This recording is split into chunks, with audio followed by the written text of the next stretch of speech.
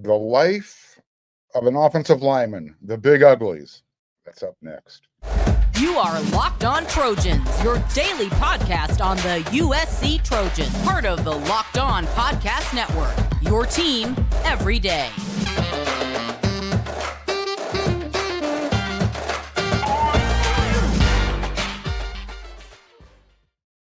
Hey, fight on, everyone. I'm your host, Mark Culkin, and thank you for making Locked On USC your first listen every day. Whether you're watching the show on YouTube or wherever you're going to download your podcast, this show is free. I appreciate your support. You can show your appreciation if you're watching on YouTube. Become a subscriber. It's quick, it's easy, it's free. Just click that red subscribe button. When you see the thumbs up, smash it. Everybody loves to smash something, and I don't want you to miss one episode Monday through Friday or a post-game reaction. Click that bell notification button, and you are covered. I got a special guest for everyone today. His name is Jarret Kingston. He is your starting offensive lineman for the USC Trojans. Jarret, welcome to the show. How's everything going for you? Going good. Yeah, thank you for having me. It's my pleasure. Absolutely. I want to start off taking you kind of down a trip down memory lane. 2017 was probably a long time ago. I get it. Yeah. But this is when you were being recruited.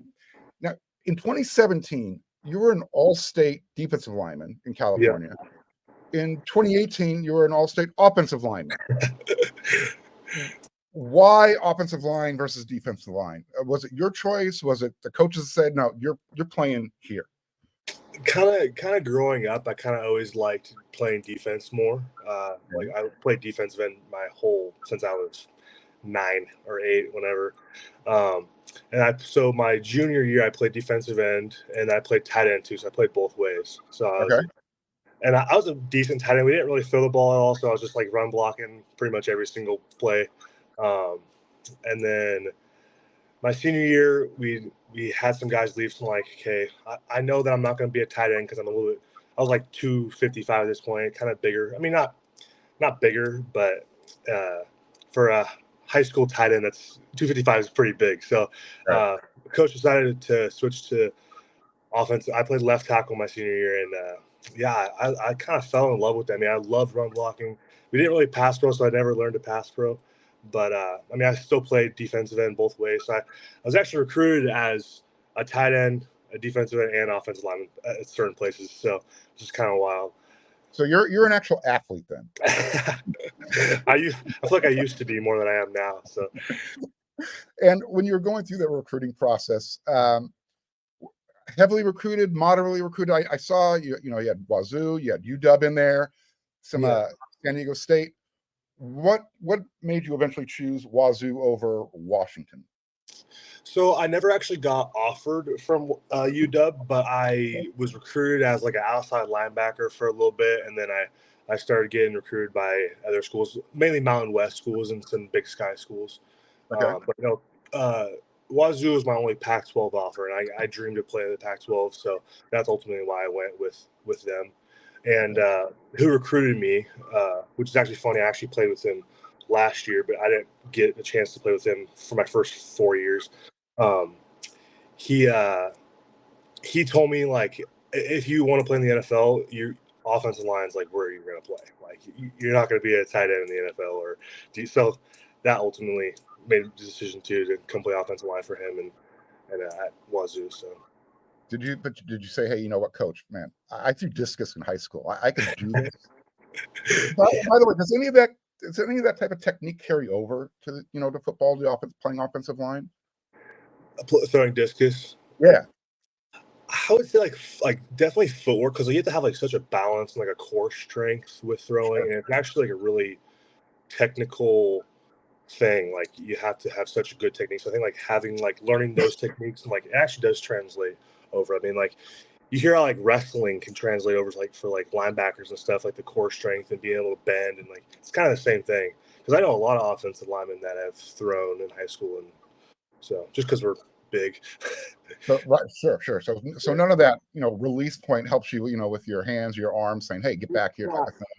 Not really. No, it's kind of I get shot put in a way, but you're still like throwing it up and out. But I kind of guess like more of the footwork, the core strength, stability, that type of balance, that type of thing. Okay. Now you also you played what? You were at Wazoo for what, 5 years? Yeah. And you started pretty much on the left side.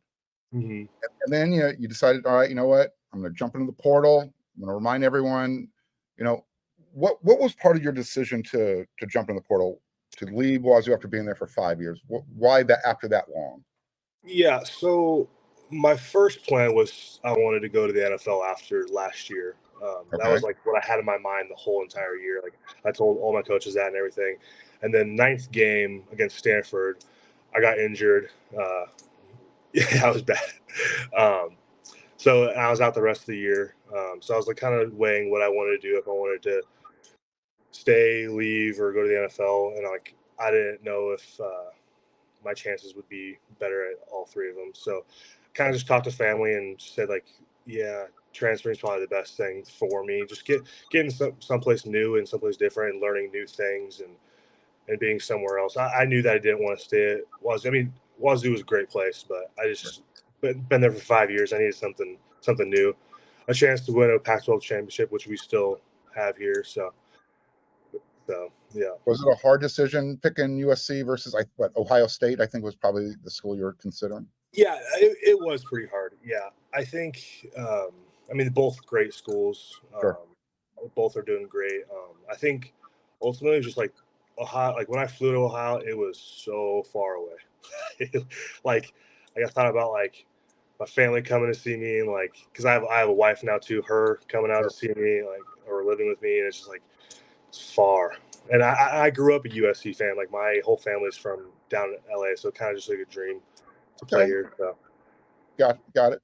Now, as I mentioned a few minutes ago, you pretty much played on the left side up in Pullman, and then you come down here, and Coach Henson, he talks about breaking old habits, breaking guys down, kind of so they can do it his way. Now, I don't think you have bad habits like you're picking your nose or anything like that, but what's the right way versus the bad habit way? I guess explain that more in depth for the fans who might not understand what Coach Henson was referring to. Yeah. So I actually didn't know why he put me on the right side for the longest time. And then I went and asked. Millions of fans. Yeah. I mean, yeah, we all have bad habits. I mean, like, sure. On the left tackle, I would always circle my hand punches and sometimes I would stack my feet and pass pro. So I think like going to the right side and like having a whole new like perspective on the offensive line, learning it from like ground up, like it really opened my mind to like how much better I got, and I'm still getting this year as opposed to last year and the years before that. So yeah, it's definitely going to benefit you going forward in the NFL, saying, "Hey, look, I can play this side, this side, this side, this side." Yeah, So, my very first like true freshman year, I played right tackle behind Abe Lucas, who's the starter at the Seahawks right now. Sure. And then, so I learned a lot from him at playing tackle. And then I played a little bit of, actually, no, just my freshman year, I played right tackle. And in my second year, I played left guard and right tackle. So like going from switching stances and then switching also guard to tackle was a big difference, because it actually is a pretty big difference going from guard to tackle. And then switching left and right side was wild. So, and then after the next 2 years, I played left guard and then left tackle last year. So, and then now right tackle and right guard.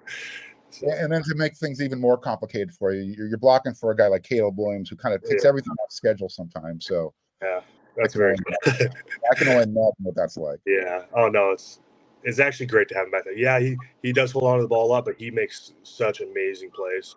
I mean, you just got to keep on blocking him. He's going to make something out of nothing, pretty much. Absolutely. Now, we're going to kind of segue into this. How has NIL changed football, the culture in the locker room? Is it a good thing? And I think it is a good thing, because it gives you and other players the opportunity to take advantage of your name and your image and your likeness and all the hard work you do. But how would you change things if you had a chance to say, hey, you know what? I like this, but we need to do this. I think one hard thing is like having people that are on NIL deals and then having like other people that aren't. Like I feel like it should all be the same. Like some guys make so much more money and then these guys make nothing. Like I feel like that's not not fair, because I mean we all do the same thing. I mean, yeah, some guys play more, but we all go through off season together. We all go through everything together. So I don't know. It, like you said, it is good, but it also kind of hinders like some people, I guess. And I feel like some cultures, like, it could really hurt. But I feel like we do a great job with it here. So. Yeah, there's nobody in a USC locker room walking around, saying, "I got mine. Look at my No, actual." exactly. I mean, yeah, some guys drive super nice cars and stuff. Sure. Yeah. So on that note, Yeah. are there times after practice where you kind of crack open one of those Athletic Brewing non-alcoholic brews? I heard you guys in the offensive line actually went out and did some Top Golf. How did that go? Oh, it was amazing. It was fun. It was great to see a bunch of people out there supporting USC, but also supporting Athletic Brewing. It was awesome to see. Yeah, it was great to hit some golf balls too. How did you get involved with Athletic Brewing? How did that all come about? Yeah, I feel like they reached out to our NIL program. Okay. And then got in contact with the offensive line, and they told us that they wanted to do something with the offensive line, and we were totally down. Like offensive line likes to drink, so likes to drink. That was my next not everyone, but so you're of age. You're exactly. I'm definitely of age. Yeah, exactly. So are you walking around the locker room after a game, cracking one open, having an adult beverage, or is that not allowed right now? I probably not allowed, I'd say. Oh. Yeah, I don't think I've ever done that, but definitely when I get home. Yeah. So. If you want to enjoy a non-alcoholic beer from Athletic Brewing, you can go to athleticbrewing.com. You can enter code LOCKEDON to get 15% off your first online order. Find a store near you. Athletic Brewing. They're in Milford, Connecticut, San Diego, near beer. Check them out, athleticbrewing.com. All right, we got that going. So, again, I touched on it before we did that little commercial break. What is it like playing offensive line? You've got Caleb Williams. You got a bunch of experienced guys with you on that offensive line. Does he make your job easier? Does he make your job harder? And I'm talking about Caleb. Yeah, Caleb definitely makes it easier. I mean, he like I said earlier, he can make something out of nothing, and he's a great leader too. I mean, like, his voice carries. Like, when you have a quarterback that's like scared or timid back there, it makes my job way worse. Like, it's sometimes hard to like know where Caleb's at in the pocket because he does move around a lot. So being at tackle, like knowing like where the depth of pocket is and like where Caleb's going to be is harder. But like he makes crazy plays all the time, which is awesome. You just got to keep on blocking for him. So he definitely is a great quarterback to block for. So. You just said something that kind of caught my attention. Can players actually hear in a player's voice if there's a lack of confidence going on? Can you hear that? If you're around him long enough, I think I've been around Caleb long enough. I mean, I've only been here for a year, but I can definitely tell. And I've played a lot of football where I definitely know when there's confidence there, and there definitely is. I mean, like, Caleb can see everything that's going on on the defense and make his calls, and then confirm with our center, with Justin, and make sure that we are blocking the right people. So. And then when you guys are playing on the offensive line, and mistakes happen. When it happens, and I'm trying to say this without pointing fingers and using names, but when it happens repeatedly, and it's like, all right, dude, get your stuff in order. How do you say that without, making it that obvious so everybody in the stadium is watching?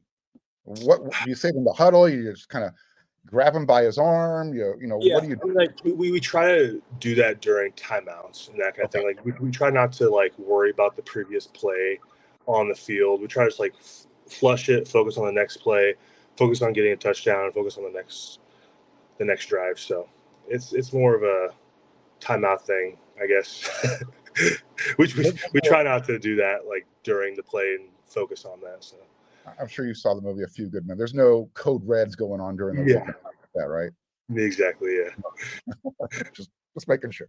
Yeah. Now, I think it was last week or maybe the week before, you guys had experienced your first and then your second loss, and Coach Riley I think begrudgingly kind of admitted that, maybe the outside noise kind of crept in a little bit.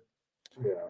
Do you agree with Coach on that? Did it creep in? Did the players kind of maybe feel or anticipate that pressure that was coming from everywhere? Yeah, I mean, personally, I try not to look at social media because social media is the biggest influence of everything. Like, there's so many haters, and then there's people that boost us up a bunch too. So personally, I try not to look at it. I just focus on our mission and our goals. But I think that as a team, yes, I think it did it for those 2 weeks. It did, yeah. I couldn't say like you can like see it during practices, but like I feel like Notre Dame, we had a good week of practice, so it's hard to say honestly, but No, I get it. yeah.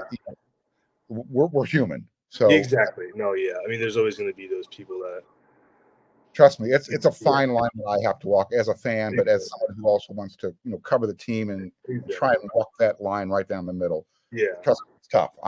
yeah. I'm with you guys 100%, but at the same time, it's like, dude, don't do that anymore. Exactly. That's So, right. Yeah.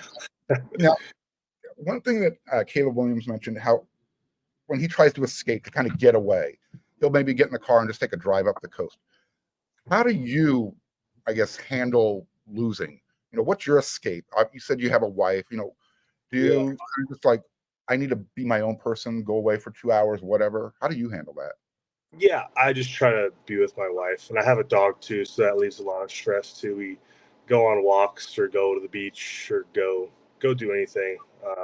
We both love food, so we go go to dinner and stuff, and I just try to get my mind off of it, and then when Monday comes around, refocus my mind back on what we got to do to get better. So. As far as a dog, are you a lap dog or are you a big dog guy? Big dog. I have a pit bull. All right, there you go. All right. I would bring her in, but she's out in the living room. She's apropos, protection dog, offensive line, protect the quarterback. Now, real quick, this week you got Washington. Yep. Everybody knows you played at Wazoo for a few minutes. Yeah. Does any of that rivalry animus kind of carry over for you in this game? A little bit. I mean, I definitely want to beat them. So, sure. I've definitely played against a lot of their guys that they have. I mean, I recognize mostly all their defense. So, I mean, I didn't play against them last year because I was hurt, but a lot of their younger guys have now gotten older and are in starting roles. So, I'm definitely gonna try to beat them. Yeah. Absolutely. Now, 2 more questions, and I'll let you go. Okay. What's a perfect game for an offensive lineman? And have you ever had one? I don't think anybody's ever had a perfect game at offensive line. Obviously, you want to limit as much mistakes as you can, like mental mistakes, and then I mean, just, no QB pressures, no sacks, and like all the stat type of things. But I mean, just like limit the mistakes and just block as hard for as long as you can. That's pretty much offensive line. So, do you keep notches on your belt for pancakes, stuff like that? Yeah, more knockdowns than pancakes. Yeah, just knockdowns in general. Yeah, a couple of years before, we used to have an award, like it was like a boxing robe we used to wear for the person who had the most knockdowns in a game. It was pretty fun. How often did you get to wear that robe? I actually got it like I think 2020. So we only played 4 games, but I got it like 3 times. I'm pretty sure. You guys have any? You guys do anything like that in the offensive line room now at USC? We don't. I wish we did. It was pretty fun. Hey, it's not too late, man. Exactly. Yeah. And then last question, and who are you closest with on the team? I'm assuming it's someone on the offensive line, but who are you tightest with? Who was the first guy to maybe approach you and say, hey, Jarrett, I need you on this team this year?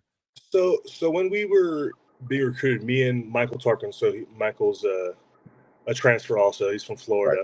Right. And so our wives actually got in contact because he's married also. Right. So they started talking, like getting really close. And then me and Michael started being really close too. And we played next to each other. And then so we started being really close. But I mean, we're all really close. The whole offensive line is like a big, all brothers. Like I mean, the whole team's brothers, but like the offensive line is really close knit. We go out and do a lot of things together, which is really cool. Awesome. Yeah. Jarrett, I'm telling you, man, I have really had a really good time doing this. I hope we can do it again. If you had one thing you wanted to say to the fans of the media where you just, you know what, you're going to say, my turn to tell you something, what would you say? And please, no holds barred. I've got thick skin. If you wanted to say something to the media where, you know what, guys, don't quit yet, what would you say? Yeah, just continue to support us. I mean, we're on the upward trend, so I'd say just continue to support us and fight on. Awesome. Jarrett, thanks again, man. I will see you out there. Good luck on Saturday. Yeah. And you know what they say, man. Thank you. Fight on. Take care. All right, there you go. Just did a show there with Jarret Kingston. I hope you enjoyed it. We'll do more guests in the future, but for now, everyone, you know what to do. We'll have another episode of Locked On USC coming at you 5 times a week, so make sure to check it on out.